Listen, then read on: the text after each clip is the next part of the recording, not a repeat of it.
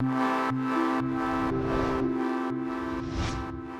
Fund for Inclusive California aims to strengthen the power of low-income communities of color to advance community-driven solutions to the crisis of displacement and gentrification. We're really excited to partner with Common Council Foundation because from the beginning they've been focused on building grassroots movement for justice and equity across California and really the country. In our neighborhood, gentrification and displacement means loss of home, of stability, of networks for people that are low income and families. And I think that's one of the biggest tragedies of the crisis that we're undergoing is for too many people, they're one rent increase away from either leaving the Bay Area, being out on the street. Our individuals are spending greater than 50 to 80% of their income on rent, which then impacts so many other areas because now we're seeing food disparities. I have stories of individuals that literally have children raising children because they can't afford to live in a house and they are working 2 and 3 jobs. We're seeing families in tents blocks away from where they were living. But even families who are experiencing a little bit more stability in terms of their housing, if they're lucky enough to have shelter, they may not be able to have a wage. Depending on immigration status, folks may not feel secure. Particularly Latinos that are undocumented because of the potential threat of being deported. I mean, think about how many neighborhoods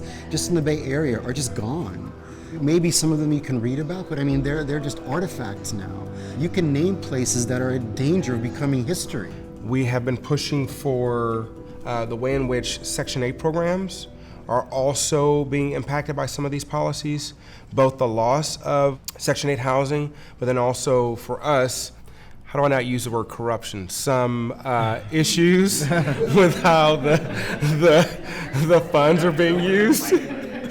The thing that a law firm brings to the table is that we have that understanding of the law. In fact, we had a situation where an entire block of properties was being offered, and on the listing, the owners told the potential buyers, don't let the residents know what we're doing. Code enforcement should be applied equally to everybody. They shouldn't be targeting a community because they are purposely trying to get everybody out so they can get new investment in there. Bold and coordinated efforts are needed now more than ever. In California, funders and field leaders are coming together and organizing in new ways, creating a people-powered vision for local and statewide development. The city spent $800,000 a year, but steadily rising, on a subsidy for golf.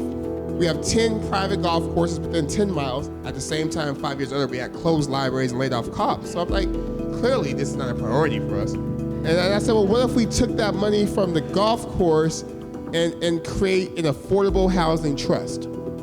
For 6 months, it consumed City Hall and its community, and it was interesting in many ways because the conversation was really not about golf or even about kind of being fiscally conservative and making a good use of good steward of taxpayer money. It was really about who deserves to live where in our community and what does that mean for me. Our organization actually builds housing and community assets, and we work with them to stabilize their economic situation. We believe that those closest to the problem are also best able to inform and guide the overall direction of the fund. We're in the richest state in the country, and we're acting like there isn't an abundance of money there. We are told all the time that that money is not there, and that's not true. So as a funder here, I'm just really looking forward to being able to listen. Our role is to organize resources to support their voice, their leadership, to make those systemic changes. We gotta do narrative change. We gotta change the way people think about and see themselves. We have to move from an individualistic perspective to a collectivist approach. Over the next 3 years, we will continue to work with community partners to learn, collaborate, align, and mobilize resources toward power-building strategies that address the scale and urgency of California's housing crisis.